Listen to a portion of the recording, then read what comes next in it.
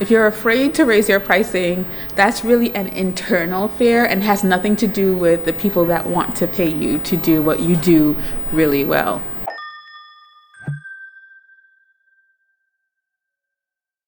Hello, everybody.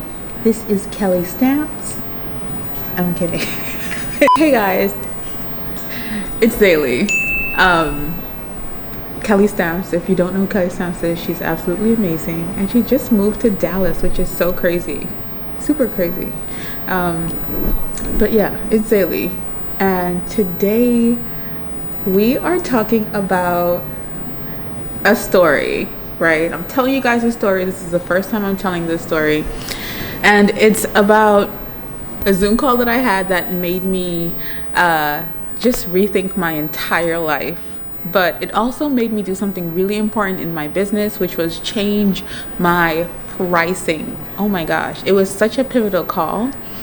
And everything, there's lessons in everything. And so the lesson that I got out of that call wasn't what I thought I would get or how I thought I would walk away from the call, but oh my gosh, it was so enlightening. And I thought that I want to share this with somebody who probably feels like they're either burnt out because they're doing too much and serving too many people, or you're just not too sure if your pricing is too low, right? So you're probably having struggles with pricing and pricing yourself and your services and your products. And I know that's a huge struggle that a lot of people have. So here's my pricing story. Oh, whoa. Okay, so I am a Thinkific expert. And so a few years ago, I got a request or, someone's consultation. No, what do you call that? Someone filled out a form on my website to have a call with me. And so when you fill out a form, obviously that intake form has information that I need to know about you so that I know before I get on the call, how I could best serve you, if this is going to work for both of us and all that jazz. And so I got this person's information. It came through and I was immediately super excited. And I'll tell you a few reasons why I was excited. I was excited because what he was working on was in direct alignment with something that I really believe in and one of my favorite books called Think and Grow Rich by Napoleon Hill. You guys see me talk about things from that book all the time. I make it my business to read that book like throughout the year. I'll always have it somewhere where I can open it up and just get a message or get something from it because it's such a good book. And I will link it below. There are so many different versions. The two versions that I read the most is the original version, and there's also a Black Choice version, if you so please. I love the Black Choice version as well. And so, that's my favorite version. This person was creating content or an online course based on Think and Grow Rich. And this person had been teaching the concepts of Think and Grow Rich for a long while. I think it was like decades, right? It was an older guy. And so he had been creating and teaching other people how to use the principles of the book. And he had become a millionaire by reading and teaching based off the book. Like so much goodness. Oh my gosh. Let's call him Trevor. Right? Is that a good name? I don't know. Like, I want to help me find a name. Like John Doe. Okay, let's call him John Doe. Right? Man, I'm thinking if his name was really John. That's why I don't. His name is not John Doe. Yeah, he had became a millionaire and changed his whole life and blah blah blah blah. Anyway, so I got this inquiry is the word that I've been looking for. I got this inquiry and I was super excited and I was like, okay, so the time came and it was time to speak to John. His name really might be John Doe. It's not John Doe, so don't mess with Okay. So I got the inquiry and I was super excited. And so the time came for the call and I was like prepared. I was so ready and so excited, right? I was so happy to decide to work with John Doe. Now, before this, right, before connecting with him, I was sure of how I could help him. I was super excited to talk to him.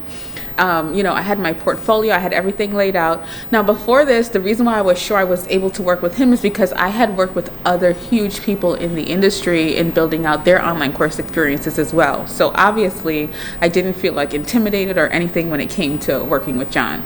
I will preface and say that even though I was working with other people who had done amazing things for years in the online course space, online course industry, podcasting space, online space, I was actually in a place where I was getting to that point of feeling burnt out or tired or feeling like the amount of money that I was making was not in alignment with the amount of work that I was doing, but I didn't realize that just yet, right?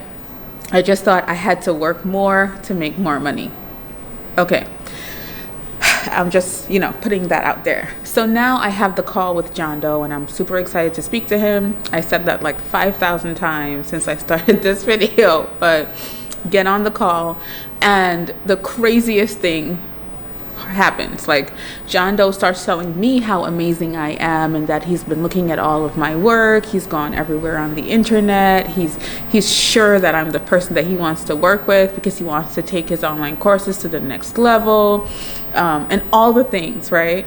And I'm sitting there like, oh my gosh, whoa. Thank you. This is amazing. So now we get to the point of me telling John Doe how much it is to start working with me. And I'm thinking that my number is cool, okay. It's right there. It's a bit much, but not too low. It's a good number. And so I tell him, and so then we start talking about, the cost of having all of this done. And I tell him, and like his face drops. And so I'm like, and this call turns into him telling me how much I'm undervaluing myself. And the reason why he won't pull the trigger to work with me today is because my price is too low. Right. And I sat there confused and, he wished me well and all that jazz, because I had told him my starting price and I told him I would send over a proposal. And so he didn't even want the proposal. And he told me he can't wait to see where I am in the next few years. And, we ended off on a really good note, but there was such a huge lesson there. I did not get hired for that, not hired. What do you call that? I didn't get that contract because I was charging too little. And that was his only thing. Now, I'll tell you, when you charge too little, here's what somebody is thinking. Somebody that wants to hire you is thinking. Obviously, you're going to have your people who think you're charging too much. But if you're charging too little, it means that you cannot give them the quality of work that they're looking for. And when I say quality, whether it's time, some people, if they have the money, they want to pay you well because they want a result that is, through the roof. Does that make sense? Yeah. So it's kind of like you're showing that person with your pricing, even though your work looks amazing, you're showing them that, something is not in alignment here, or this person is probably burnt out, unhappy, not fulfilled, and they can't give their heart and soul to my project. And, that's the kind of people that you want to work with. When you're in alignment with someone, you're happy to do what you're doing and they're happy to pay to get it done, kind of thing. There's a sweet spot there of people that will pay you very well to do what you are very good at. And when we underprice ourselves, you're not happy doing what you're doing. You're frustrated, you're overwhelmed, you're feeling like, you're doing so much, but the money is not matching up. And so when he told that to me, I started thinking about the contracts that I was currently in, right? And the feelings that I was having. Like, I enjoyed doing what I was doing, but there came a point where it was a bit much, or, the time that I was taking to do XYZ was a bit much. And I wanted to share this because a lot of people are afraid to raise their prices because they're thinking people are going to look at you in a specific way, when it's the same thing happens on the other end of the spectrum, right? People will not hire you because your price is not high enough, because it probably shows that you're afraid to charge XYZ, or it probably reflects that even though you know you're capable of what you need to be doing for that job or for that person, they might think that, you know, you're not capable just because of your pricing. And yeah, so that made me immediately change my pricing and start working backwards, as in, well, how much money do I want to make? How much money would it, would I feel happy making? Would it, could I live comfortably, and all of those things, and then work backwards, as in how many people did I want to work with, for a specific time, right? For the year, or, and I kept raising my price as I went on throughout that year, because what he said to me really, really stuck out. So if you're afraid to raise your pricing, that's really an internal fear and has nothing to do with the people that want to pay you to do what you do really well. Are you okay, sir? Oh, yeah, I'm fine. Did I make sense of what I just said? Yeah. I think so. What do you have to say? I'd say within reason. Do you want to get on camera today? No. Oh, wow.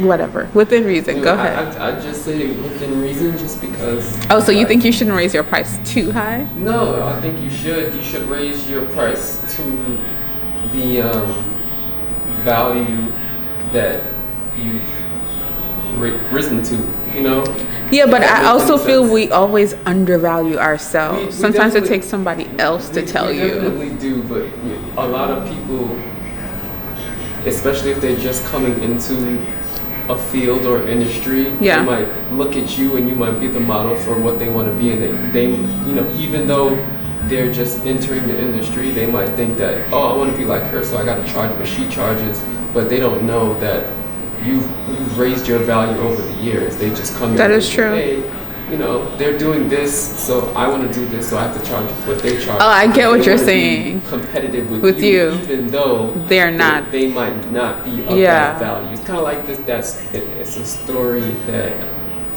I heard where a guy, he came to fix a boat.